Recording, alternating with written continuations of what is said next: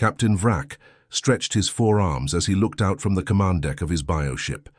The vessel pulsed around him like a living heart, its black walls breathing slowly. This wasn't just a ship. It was a creature bred for one purpose.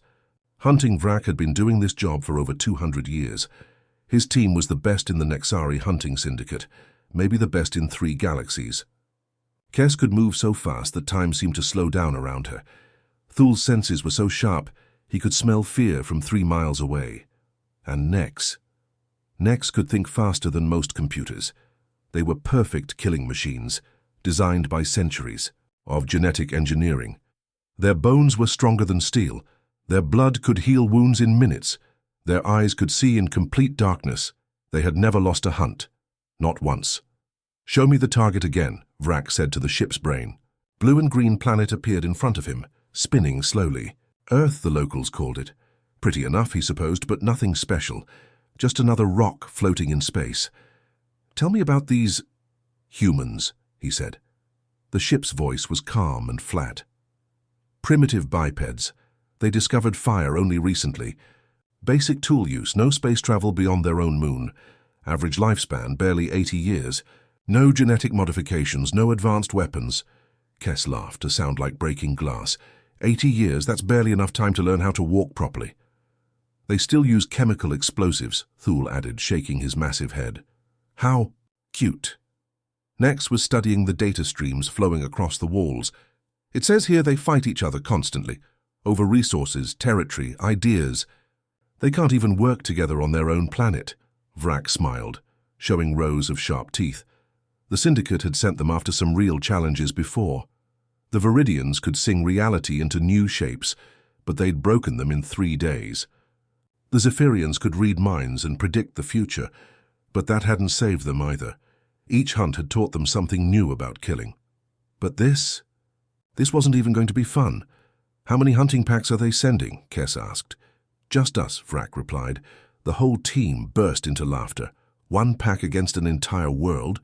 It was almost insulting. They'd handled entire star systems with twice their numbers. "The client wants it done quietly," Vrak continued. "No survivors, no evidence. Make it look like a natural disaster." "What kind of natural disaster kills every human on the planet?" Thul wondered. "Our kind," Nex said, and they all laughed again. Vrak looked at the peaceful blue world one more time. Soon it would be just another dead rock, and they'd move on to the next job. These humans would never know what hit them. The bioship began to accelerate toward Earth, carrying death in its living belly. The bioship's belly opened like a flower, releasing smaller vessels into the dark void around Earth. Each one was invisible to human technology, cloaked in living tissue that bent light around it like water. Vrak watched the quantum scramblers deploy across Earth's orbit. These weren't just machines. They were grown, bred from the neural tissue of a species that had tried to call for help during their final moments. The irony wasn't lost on him. "Scramblers in position," Nex reported, her fingers dancing across the organic control surface. "All electromagnetic communications are now impossible. No signals in, no signals out." Vrak nodded. This was always the first step. Cut them off from each other, make them blind and deaf. It had worked perfectly for 3,000 years. "Remember, the Viridians," Kes said, stretching her razor-sharp claws. "They thought their crystal cities could sing for help across the galaxy. A lot of good it did them," Thul grunted. Their songs just echoed off Deadstone by the end. The Viridians had been beautiful, Vrak remembered. Their crystal spires had rung like bells when they sang, creating music that could reshape matter itself. But beauty meant nothing when you couldn't call your allies, when your songs became whispers in an empty void. The Zephyrians had been even more challenging. A species of pure thought, they could predict attacks before they happened and coordinate, without speaking. But quantum scramblers worked on minds too, breaking the invisible threads that connected them. Within hours, their perfect unity had shattered into confused panic.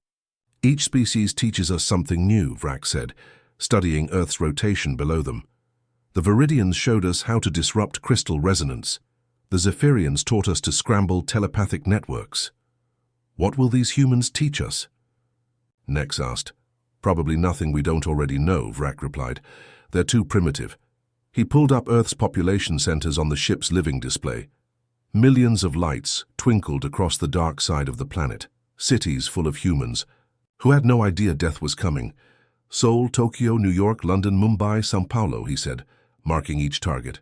We hit them all at once. Make it look like natural disasters, earthquakes, storms, volcanic eruptions. The survivors will be too scattered and confused to organize. How long do we give them? Kess asked. No time at all. The moment we start, we finish. Clean and fast. Vrak had refined this technique across hundreds of worlds.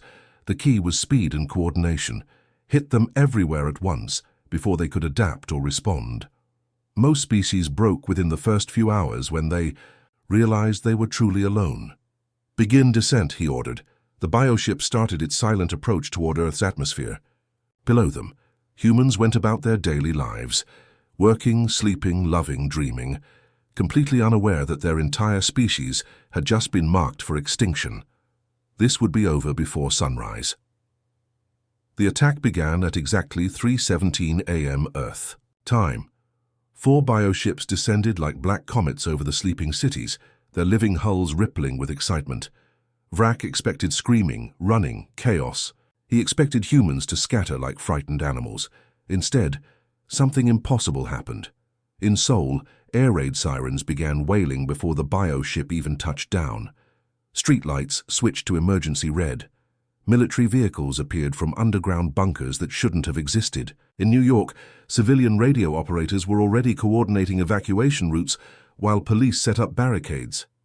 How are they responding so fast? Kess snarled over the comm. She was leading the London strike, watching in disbelief as humans organized into defensive positions within minutes. Vrak studied his tactical display, confusion growing in his chest. Their communications are blocked. This should be impossible. But somehow, the humans were talking to each other. Not through radio or satellites. Those were jammed. They were using runners, hand signals, even church bells and car horns. Ancient methods that the quantum scramblers couldn't touch. In Tokyo, a group of firefighters had turned their water cannons into weapons, spraying the bioship's sensors with high-pressure streams. The ship's living skin recoiled, temporarily, blinded. Human soldiers used those precious seconds to position rocket launchers.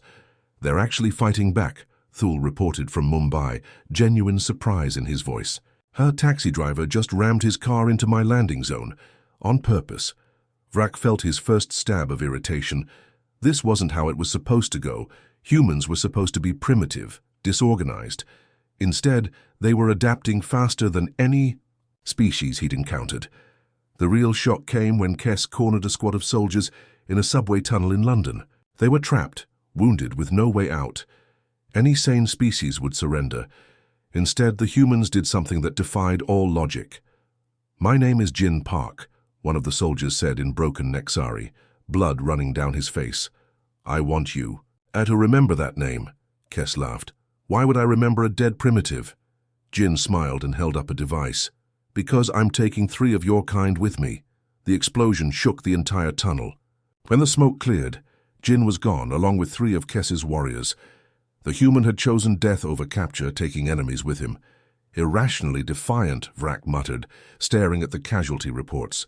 3 warriors lost to 1 dying human. It made no tactical sense, but across all 4 cities the same pattern was emerging. Humans weren't just fighting. They were sacrificing themselves to buy time for others. Teachers died protecting children. Police officers held positions until civilians escaped. Ordinary people became heroes in their final moments. For the first time in 3,000 years, Vrak began to doubt. These weren't primitive animals. These were something else entirely, something dangerous.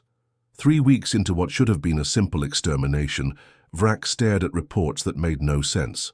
Red markers covered his tactical display like a rash, each one representing a failed hunter operation. "They're learning," Nex said quietly, her usual confidence shaken. "Every piece of our technology they capture, they understand it. Not just copying it, actually understanding how it works." In the ruins of Seoul, a human engineer named Hana had taken apart a hunter plasma rifle. Within hours, she'd figured out how to power it using a car battery and some copper wire. The improvised weapon had taken down 2 more hunters before they could react. "That's impossible," Vrak growled. "Our technology is grown, not built. It should be beyond their comprehension." But the evidence kept mounting. In London, humans were using hunter biosensors to track other hunters. In New York, they'd somehow convinced a captured communication device to work for them instead. A Brazilian mechanic named Carlos had even managed to reprogram a hunter drone, turning it against its former masters. "Sir?" Kess's voice crackled through the comm, tight with worry. "Thul's patrol hasn't reported in for 6 hours. Vrak felt his blood go cold. Thul was leading a sweep through the Amazon rainforest, hunting human survivors who'd fled into the jungle. It should have been easy. Thul could track a whisper through a hurricane. "Send a recovery team," Vrak ordered. The recovery team found them 2 hours later. What they discovered sent shockwaves through the entire hunter fleet. Thul's patrol had been ambushed in a clearing deep in the Amazon. But this wasn't random violence. It was a message. The 3 hunter bodies were arranged in a perfect triangle, their weapons stripped and their biosuits carefully removed. Human military patches from a dozen different countries decorated the scene like flags. At the center, scratched into the bark of a massive tree in rough Nexari script, were 3 words: "Now we hunt." "How did they learn our language?" Kess whispered when she saw the message. Vrak had no answer. Humans shouldn't even know Nexari existed, let alone be able to write it. But somehow they'd figured it out. Just like they'd figured out hunter technology. Just like they'd figured out how to fight back. The worst part was the tactical brilliance of the ambush. The humans had used the jungle itself as a weapon, turning familiar terrain into a death trap. They'd studied hunter movement patterns and predicted exactly where Thul would go. "They're not acting like prey anymore," Nex observed, studying the tactical data. "They're acting like us." For 3,000 years, the hunters had been the predators of the galaxy. Every species they encountered became prey, running and hiding until the inevitable end. But these humans were different. They didn't just fight back, they learned. They adapted. They evolved from prey into something far more dangerous. They had become hunters themselves, and now Vrak was beginning to understand what it felt like to be hunted. Vrak sat in his command chamber, watching his perfect hunting strategies crumble one by one. Every tactic that had worked for millennia was being countered by humans within days, sometimes hours. "Stealth approach failed in Berlin," Kess reported, her voice strained. "They detected us using some kind of seismic sensors they built from earthquake equipment." "The night vision advantage is gone too," Thul added. "Humans in Mumbai are using thermal imaging and motion detectors. They're actually hunting us in the dark now." But the worst part wasn't the countermeasures. It was how humans were sharing information across their entire planet, without any technology the hunters could detect or jam. In Seoul, an engineer named Hana had done something that shouldn't have been possible. She'd turned the city's subway system into a weapon. Using nothing but explosives, water pumps, and electric cables, she'd created a network of traps that stretched for miles underground.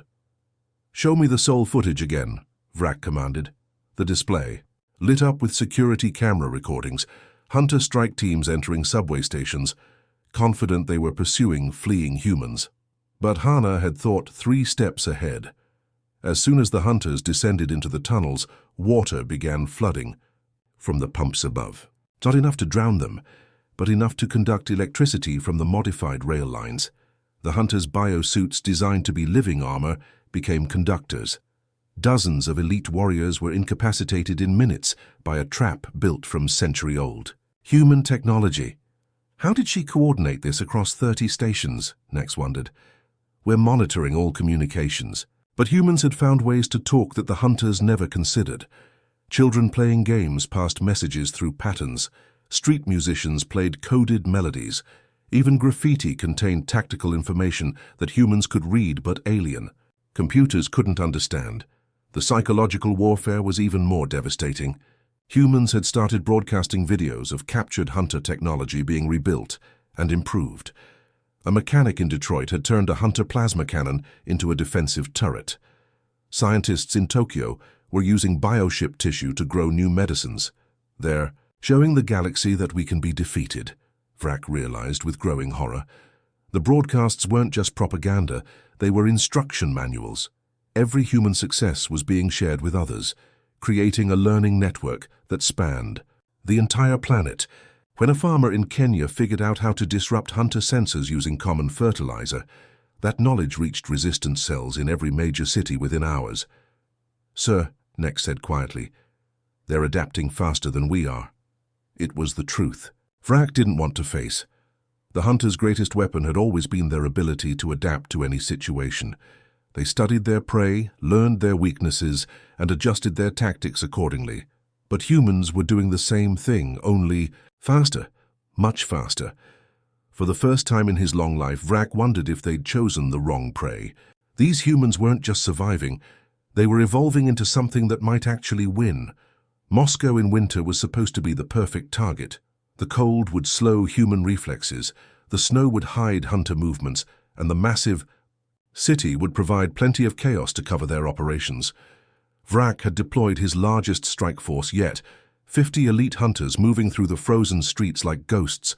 The trap was so perfect that Vrak didn't see it until it was two-way. Late.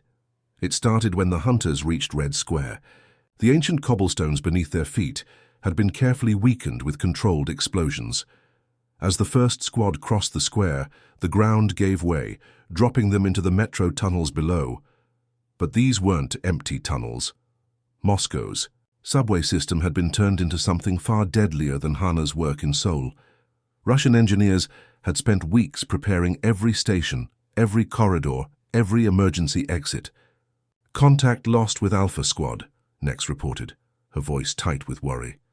Vrak watched the tactical display as red dots representing his hunters began disappearing one by one. In the tunnels below, humans had created a maze of death. Water pipes had been rerouted to flood specific sections on command. Electrical systems had been rewired to create barriers of pure energy. Even the air itself had become a weapon. Ventilation systems pumped industrial chemicals that made hunter biosuits malfunction. "Beta Squad report," Vrak commanded. Static answered him. The real genius wasn't just the traps, it was the coordination. Every citizen in Moscow had become part of the defense. Babushkas sitting on park benches were spotters, using hand signals to guide defenders. Children playing in the snow carried messages between resistance cells. Even stray dogs had been trained to detect hunter pheromones. Vrak deployed his reserve forces, sending them through the safer upper levels of the city. But the humans had planned for this too. As hunter squads moved through Moscow's streets, buildings began collapsing with mathematical precision. These weren't random demolitions. Russian demolition experts had spent their entire careers learning how to bring down massive structures safely. Now they used that knowledge to create an urban avalanche, with each falling building triggering the collapse of the next. "They're everywhere." Nex's voice cracked through the comm, panic finally breaking through her usual calm. "The buildings, the sewers, the people, everything is fighting us." Vrak felt something he'd never experienced before. Helplessness. His perfectly planned assault was being torn apart by ordinary humans using nothing but their city and their knowledge of it. In 6 hours, he'd lost an entire strike force. 50 of the galaxy's most dangerous predators, defeated by taxi drivers and school teachers who knew their home better than any alien ever could. For the first time in 3,000 years, Vrak understood what it meant to be hunted. And he discovered something terrifying about humans. They were very, very good at it. The first sign something was wrong came at 0400 hours, when Vrak's bioship began twitching. Not the gentle pulse of normal life functions, but violent spasms. They had sent crew members tumbling across the organic corridors. "What's happening?" Vrak demanded, rushing to the command center. Nex's claws danced frantically across the control surfaces, but nothing responded correctly. "The ship's nervous system is malfunctioning, life support is fluctuating, weapons are offline, and navigation is completely scrambled." Then the lights dimmed and a voice filled the command chamber, a human voice speaking perfect Nexari with a slight accent that Vrak couldn't place. "Hello, Captain Vrak. My name is Dr. Kim. I've been waiting to talk to you." Vrak spun around looking for the source of the voice. "Impossible. Our quantum encryption is unbreakable, a soft laugh echoed through the ship. Unbreakable to other aliens, maybe, but you made one crucial mistake. You assumed we were primitive. The main display suddenly filled with data streams, not hunter data, but human code flowing through there. Systems like blood through veins. Vrak watched in horror as weeks of carefully collected intelligence scrolled past. Hunter positions, weapon capabilities, ship weaknesses, tactical plans. We've been inside your network since the first day, Dr. Kim continued calmly. Every time you captured one of our devices, we let you. Every time you studied our technology, we were studying yours. We learned your language from your own computers. Kess snarled and tried to activate the ship's defenses manually, but her claws passed through holographic controls. Everything's fake, she whispered. Not fake, the human voice corrected. Redirected. Your weapon systems are working perfectly. They're just pointing at your own ships now. Through the viewports, Vrak could see hunter bioships across the E. Fleet firing on each other, their targeting systems completely compromised. Explosions bloomed like deadly flowers in the darkness of space. But the real terror came from below. Human fighters were rising from Earth's atmosphere, not primitive. Jets, but sleek vessels that moved like living things. They were hunter ships, rebuilt and enhanced with human engineering. This is Wing Commander Wu to all units, came a transmission. Remember Seoul, remember Jin Park, remember everyone they took from us. Vrak recognized the name. Jin was the soldier who died in the London tunnels, the one who'd chosen death over surrender. Now his sacrifice was being avenged by warriors flying ships that shouldn't exist. The human fighters moved with impossible coordination, striking at the hunter, fleet's weak points with surgical precision. They knew exactly where to hit, because they'd been watching, learning, planning for weeks. You wanted to hunt us, Dr. Kim's voice said softly. Now we hunt you. For the first time in his long life, Vrak felt true fear. The hunters had become the hunted. With his fleet in ruins and his pack scattered across the burning cities below, Vrak made a decision that surprised even himself. Standing in the wreckage of what used to be downtown Seoul, he broadcast a message on all human frequencies. I am Captain Vrak of the Nexari Hunting Syndicate. His voice echoed across the ruins. I challenge humanity to single combat. Send your greatest warrior to face me, and let this end the way our ancestors intended, with honor. It was an ancient tradition among his people, dating back thousands of years. When all else failed, when strategy and tactics meant nothing, two warriors would settle everything with claw and fang. The human response came within an hour. A figure approached through the rubble-strewn streets, moving with the careful gait of someone who'd seen too much war. She wasn't the super soldier Vrak expected. No genetic modifications, no powered armor, no impossible weapons. Sergeant Mira Chen, Korean Marines, she said simply, removing her helmet to reveal a face crossed with scars. I accept your challenge. Vrak studied her with predator's eyes. She was small by his standards, maybe half his height and a quarter his weight. Her equipment was basic human military gear. A rifle, some grenades, a combat knife. Against his bio-enhanced strength and speed, it should have been laughably unfair. The fight began at sunset, with the burning city as their arena. Vrak moved, like liquid lightning, his claws slashing through concrete where Mira had been standing milliseconds before. He was faster, stronger, deadlier in every measurable way, but Mira had something he'd never encountered before. When his claws raked across her shoulder, she rolled with the strike and used her momentum to land a knife thrust at his knee joint. When he cornered her in a collapsed building, she brought the entire structure down on both of them, using the chaos to escape while he was stunned. Stay down, Vrak snarled as she struggled to her feet for the dozenth time, blood streaming from a dozen wounds. No, she replied simply and kept fighting. This was what confused him most. Any rational creature would surrender when facing impossible odds, but Mira seemed incapable of giving up. Every time he thought he'd won, she found a new way to attack, a new angle to exploit, a new strategy to try. She was learning his fighting style, adapting to his tactics, turning his own strength against him. When he relied on speed, she predicted his movements. When he used brute force, she redirected it. Hours passed. The sun set and rose again, and still somehow this impossible human kept fighting. For the first time in his life, Vrak began to understand what humans truly were. Not the strongest species, but perhaps the most stubborn. The sun was setting on the second day when Vrak finally collapsed. Not from injury, though he had plenty of those, but from something he'd never experienced before. Exhaustion. Pure, bone-deep tiredness that came from fighting an opponent who simply refused to quit. Mira stood over him, swaying slightly. Her face streaked with blood and dirt. She looked like she'd been through a war, which she had, but she was still standing. "I don't understand," Vrak gasped, staring up at this impossible human. "I am stronger, faster, better designed for combat." In every way, Mira wiped blood from her mouth and managed a tired smile. "Yeah, but I'm more stubborn." She knelt beside him, and Vrak tensed, expecting the killing blow. Instead, she pulled medical supplies from her kit and began treating his wounds. "What are you doing?" he asked, genuinely confused. "My job," she replied, applying pressure to a deep cut on his arm. "I'm a soldier, not a murderer. The fight's over." Across the ruined cityscape, the surviving members of Vrak's pack watched in stunned silence. This wasn't how things were supposed to end. The victor was supposed to claim their prize, to feast on the defeated. But this human was helping him. Kess approached cautiously, her weapons lowered. "Why?" she asked Mira.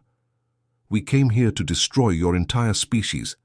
Mira looked up from bandaging Vrak's wounds. "Because that's what separates us from you. We know when to stop."